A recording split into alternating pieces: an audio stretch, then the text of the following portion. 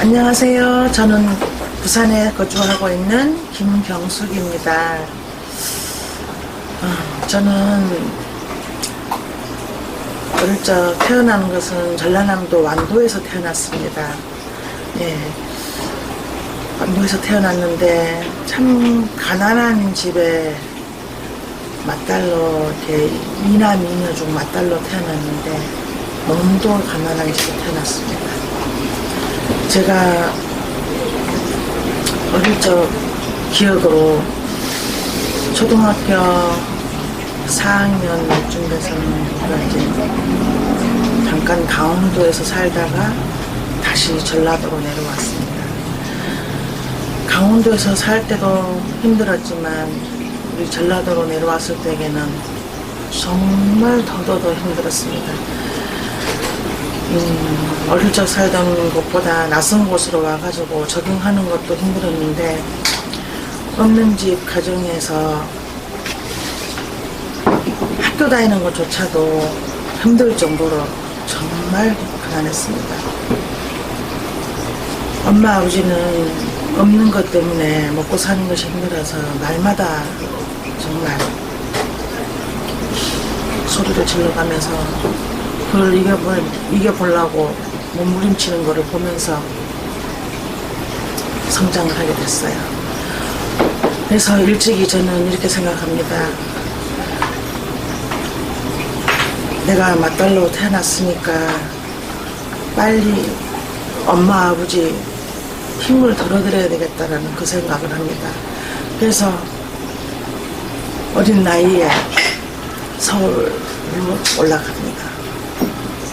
서울에서 2, 3년 백지 생활을 하고 있다가 다시 고모가 있는 부산으로 제가 이제 다시 내려오게 되거든요. 그때부터 본격적인 제 사회생활은 이제 시작이 됐습니다.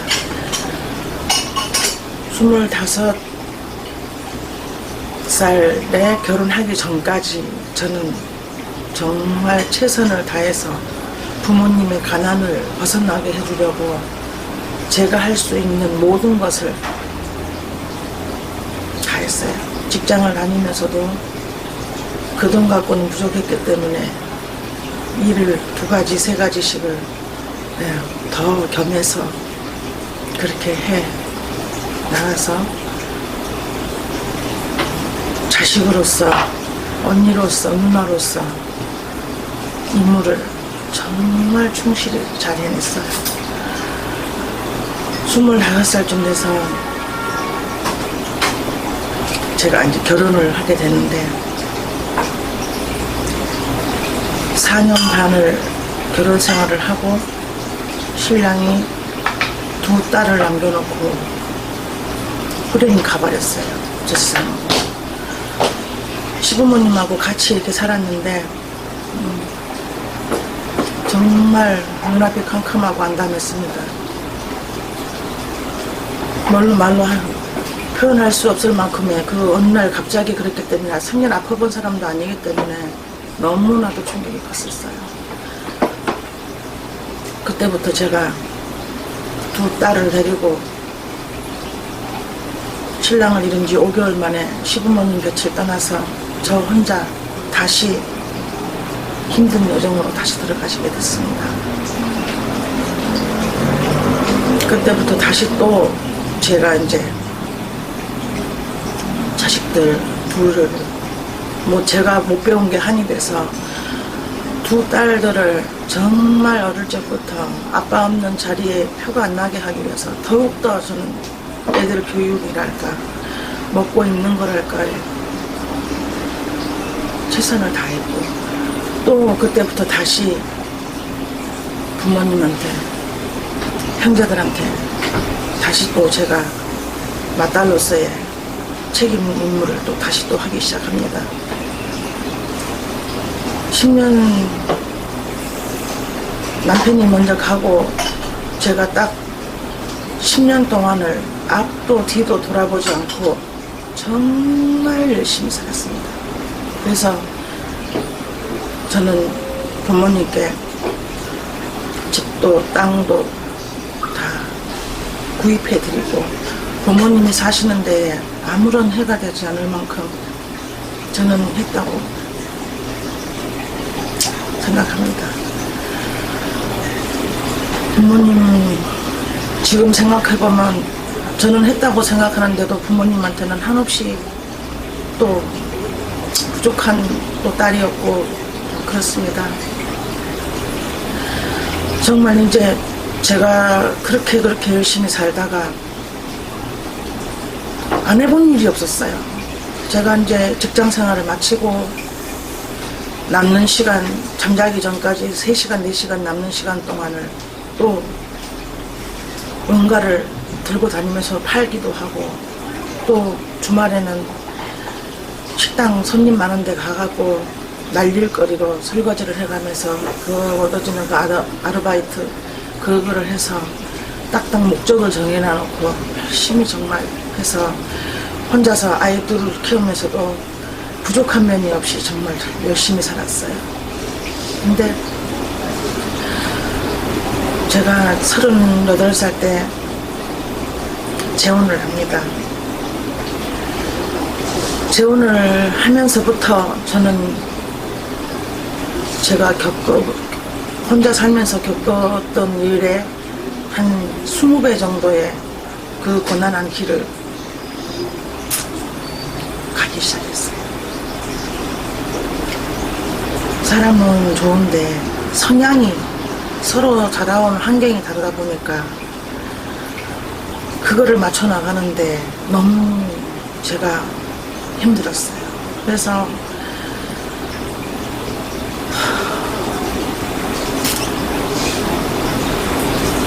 술을 안 먹었을 때에는 사람이 괜찮은데 술만 먹으면은 성향이 말로 표현할 수 없을 만큼의 난폭한 사람으로 변해버리는 거예요. 그거를 이겨내면서 딸 둘이 하고 같이 또 부둥켜 울기도 하고 이거를 어떻게 헤쳐나가야 되는지 도대체 간에 저는 생각할 수가 없는 그런 세월을 살면서 제가 죽으려고도 생각도 많이 해봤고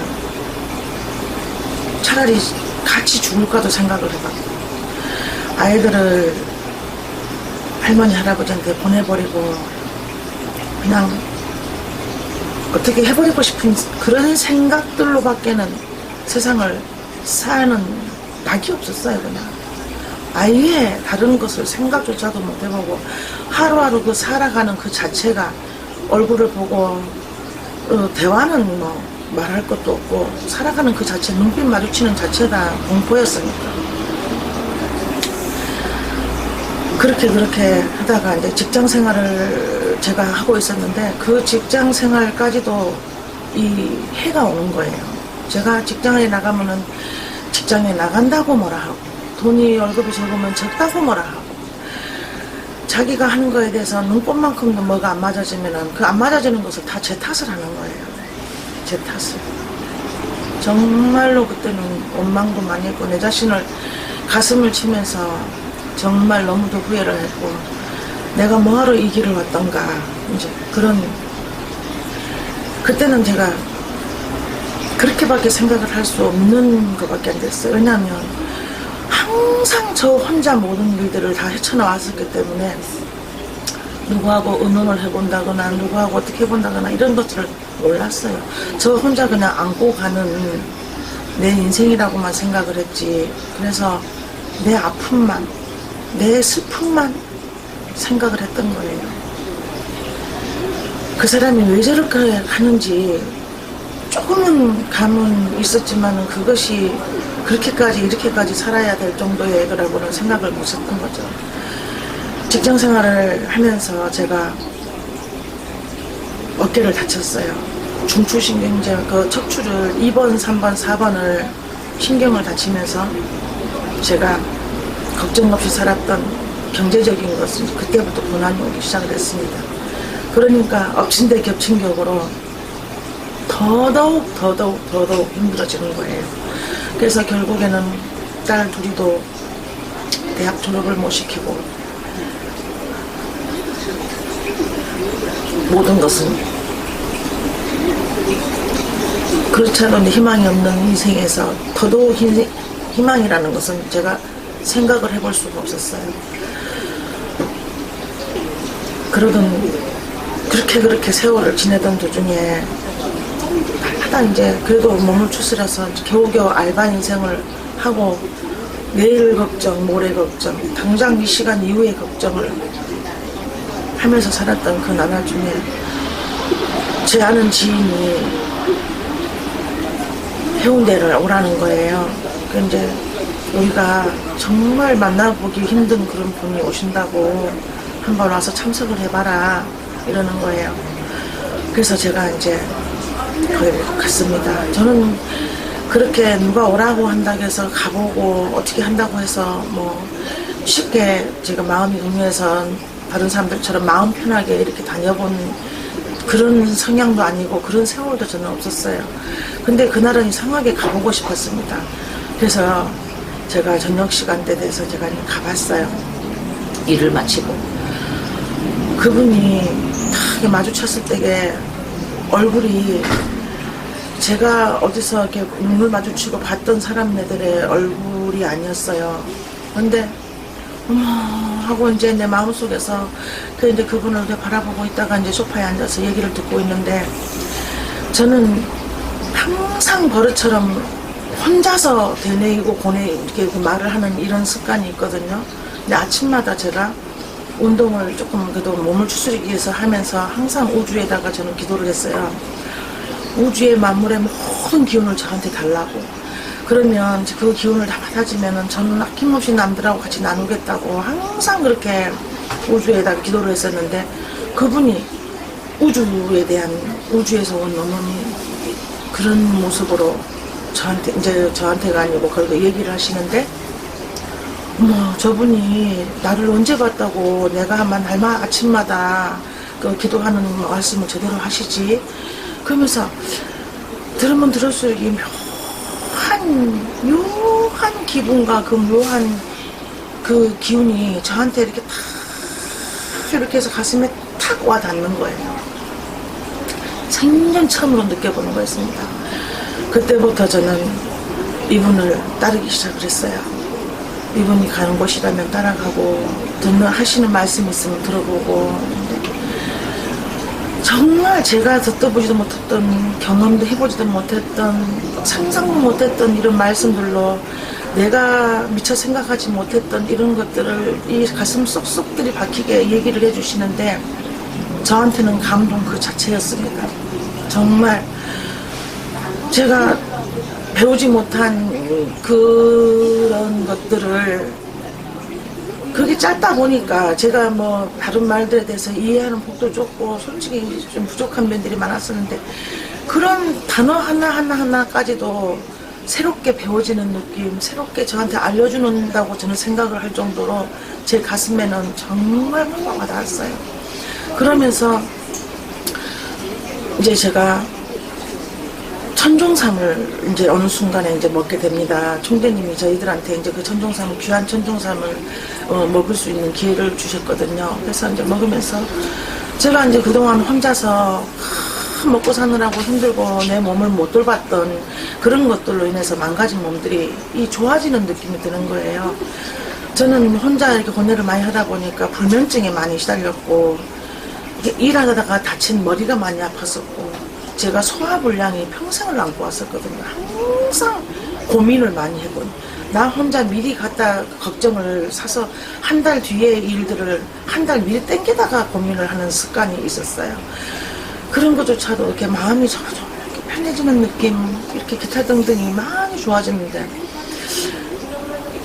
어느 순간 또 다시 또 이렇게 총대님이 우리한테 이제 정역 자선을 우리한테 또 알려주셨어요. 그거를 하면서부터는 제가 세상에 이렇게 편안함을 가져도 되나? 내가 바보가 되나? 뭐 여러 가지 기타 등등 이렇게 느낄 수 있는 이런 묘한 기분들이 들었어요. 그러면서 제가 어렸을 때 느꼈던 그 아픈 기억과 행복했던 기억과 막 제가 평소에는 바빠서 생각하지도 못했던 것들이 싹 기억이 떠오르면서 이게 정말 나도 모르게 씻어냈다고 해야 되나. 어쨌든 이게 이제 가슴에서 항상 이 멍울처럼 가슴에 박혀있던 이런 것들이 깨끗하게 정화가 되는 거예요. 정말. 그러면서 제가 뭐 때문에 이렇게 미워했던 사람들이 있었어요.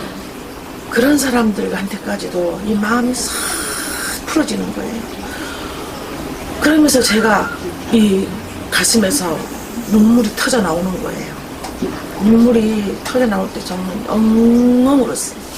울고 나니까 너무 이 세상이 너무너무 달라 보이는 거예요. 정말. 그러면서 지금은 그렇게 저를 힘들게 했고 나는 이 몹쓸 마음을 가졌고 했던 이런 모든 것까지도 같은 것들이 우리 아저씨 그 성기를 개팍하고 가랑잎의 불처럼 말 떨어지게 무섭게 행해져야 되고 자기 말이 곧 법인 양 그걸 안 따르면 집이 딱 뒤집어지고 했던 모든 것들이 우리 아저씨도 어느 순간에부터 사람이 너무 편안해지는 거예요. 이렇게 말을 하면 이렇게 온유해다 해야 되나? 그런 모습으로 너무 편해지는 거 보고 옛날에 어른들이 저한테 들었던 말이 생각나. 사람이 죽으려고 하면은 이렇게 뭔가 변한다 하던데 이 사람이 갑자기 왜 이러지? 이런 생각이 들 정도로 좀 많이 다르게 느껴지는 거예요. 그냥 참 다르게 느껴지는 것이 좀 어색하게 느껴질 정도로 좀 그랬어요. 그러던 도중에 어느 순간 우리 아저씨가 이럽니다. 미아엄마 나를 안 버리고 사람 만들어줘서 고맙다고. 그 말을 듣는 순간에 진짜 같이 부둥켜 안고 막 그랬거든요.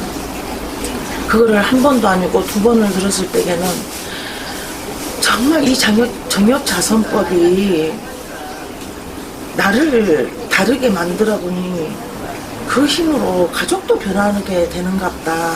이 생각을 딱 하는 순간부터 저는 요즘에 정말 서승희 총재님을 만난 그게 나한테는 정말 또 다른 인생, 또 다른 행복, 또 다른 축복이 나한테 다시 온 거라는 느낌에 이렇게 행복하고 이렇게 즐거울 수가 없어요.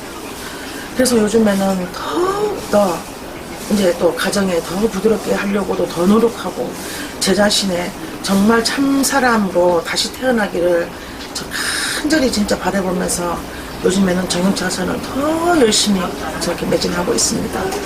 그래서 이거를 우리한테 알려주신 서승희 총재님 우리 어머니한테 정말 무한한 감사와 사랑을 드립니다. 총재님 감사합니다.